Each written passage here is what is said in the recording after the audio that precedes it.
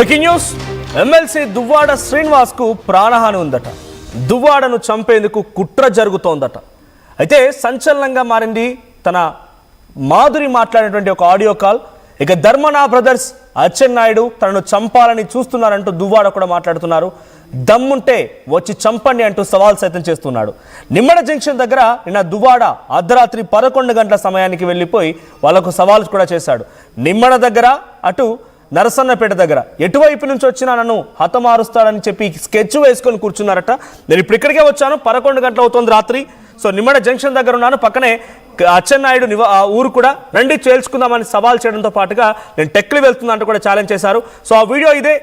ఆయన ఆ వీడియోలోనే మాట్లాడుతుంటే ఒక సంచలనమైనటువంటి ఆడియో కూడా విడుదలైంది. దివ్యల మాధురితో కింజరపు అప్పన్న, ఆయన అచ్చెన్నాయుడికి సమీప బంధువు అంట. ఆయన మాట్లాడుతున్నటువంటి ఒక ఆడియో కాల్లో కూడా దువ్వాడ శ్రీనివాస్ గారి పైన స్కెచ్ వేశారు. ఇలా హతమార్చాలనుకుంటున్నారట, జాగ్రత్తగా ఉండమని చెప్తున్నానమ్మా అని చెప్పి మాధురితో మాట్లాడిన ఒక ఆడియో కాల్ కూడా లీక్ అయింది. సో ప్రస్తుతం చర్చనీయాంశంగా మారింది. మనతో పాటుగా లైవ్ లో దువ్వాడ శ్రీనివాస్ గారు అండ్ మాధురి గారు ఉన్నారు, మాట్లాడదాం. శ్రీనివాస్ గారు, శ్రీనివాస్ గారు వాయిస్ వినిపిస్తోందా? వినిపిస్తుంది. నమస్కారం, చెప్పండి సార్. నమస్కారం అండి. శ్రీనివాస్ గారు, ఏంటి మీరు ఒకప్పుడు ఒక టెర్రఫిక్ లీడర్, మిమ్మల్ని చూస్తేనే అంతా భయపడిపోయేవాళ్ళు, అటువంటిది మీపై స్కెచ్ వేయాలా, మీరు సవాల్ చేయాలా, ఏం జరుగుతుంది అసలు? నేను టెరిఫిక్ లీడర్గా ప్రజల సమస్యల పట్ల స్పందించడంలో కానీ, తప్పు జరిగేటప్పుడు ఎంతటి నాయకుడినైనా ఎదిరించి ప్రశ్నించడంలో కానీ, ప్రజావసరాలకు సంబంధించినటువంటి మత్స్యకారులకు, రైతులకు ఇబ్బంది జరిగేటప్పుడు ఉద్యమాలు చేసి ఆ ప్రాంతాలని, చిత్తడి నేలను కాపాడుకోవటంలో కానీ, ఇలాంటి వాటిలో నేను టెరిఫిక్ లీడర్. కానీ వార్నింగ్లు ఇచ్చి కొట్టేస్తాను, చంపేస్తాను, అంతు చూస్తాను అన్న మాటలు నేను ఎప్పుడు ఆడలా. నేను ఎప్పుడు నా రాజకీయ జీవితంలో అలాంటి మాటలే నా నోటి వెంబడి రాలా. కానీ ఇలా ప్రశ్నించే ధోరణిలో, ఇలాంటి తత్వం కలిగినటువంటి నాకు, ఇది ఇప్పుడు కాదు, గత 25 సంవత్సరాలుగా నా రాజకీయ జీవితంలో ఇదే జరుగుతుంది. నేను ప్రశ్నించటం, నిలదీయటం, స్వపక్షమైనా విపక్షమైనా తప్పు జరిగితే మాట్లాడటం అనేది నాకు అలవాటు. ఇప్పుడేంటి, 2007వ సంవత్సరంలో అప్పుడు ధర్మాన ప్రసాద్ పైన గట్టిగా నిలదీశాను. అప్పుడు ఒక కాపు కులానికి చెందినటువంటి ఒక సీనియర్ లీడర్ గొర్లె హరిబాబు నాయుడు గారికి అన్యాయం జరిగింది, ఆయనకి ఎమ్మెల్సీ ఇవ్వండి, రాజశేఖర రెడ్డి గారు ముఖ్యమంత్రిగా ఉండేటప్పుడు, నేను జిల్లా పరిషత్ వైస్ చైర్మన్ ఉండేటప్పుడు ఆయనకి ఇవ్వండి అని అడిగాను. ధర్మాంతో డిస్కషన్ పడ్డాను. ధర్మాన్ని ఒప్పుకోకుండా ఇంకో వ్యక్తికి పెట్టేటప్పుడు నేను గొర్లె హరిబాబు నాయుడు గారికి అండగా నిలబడ్డాను. గొర్లె హరిబాబు నాయుడు గారు ఎమ్మెల్సీగా గెలిచారు. ఇలా మాకు గడిచిన కాలం నుంచి కూడా గట్టిగా మాట్లాడటం, నిలదీయటం, అడగటం అన్నది అలవాటు.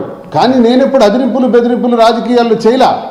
ఈ రోజు డైరెక్ట్ గా మీకు అదే ధోరణిలో పనిచేస్తున్నాడు. ఎలా కన్వే చేశారంటే ఈ ఆడియో కాల్ తోనే అసలు విషయం బయటకు వచ్చింది. బట్ బిఫోర్ దాట్ అసలు మీకు ఎలా కన్వే అయింది? ఆడియోనేనా మెయిన్ ఆధారం, లేక బయటకు బహిరంగ ఎక్కడైనా సవాల్ చేశారా?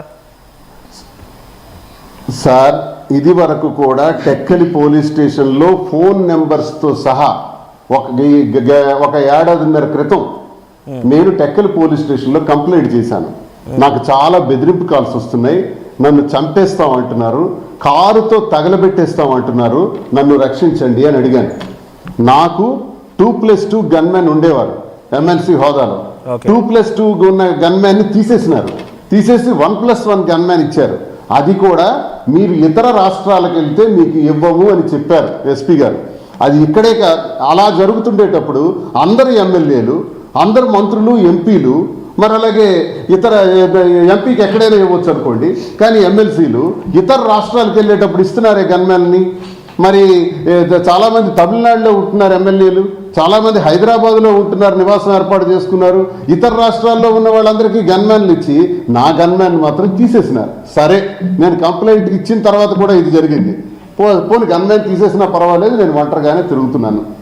కానీ నేను రాజకీయాల్లో యాక్టివ్గా, అగ్రెసివ్గా ఉండేదానిలో జిల్లాలో జరుగుతున్న రాజకీయాలపైన, కేడీ బ్రదర్స్ రాజకీయాలపైన నేను స్పష్టంగా మాట్లాడాను.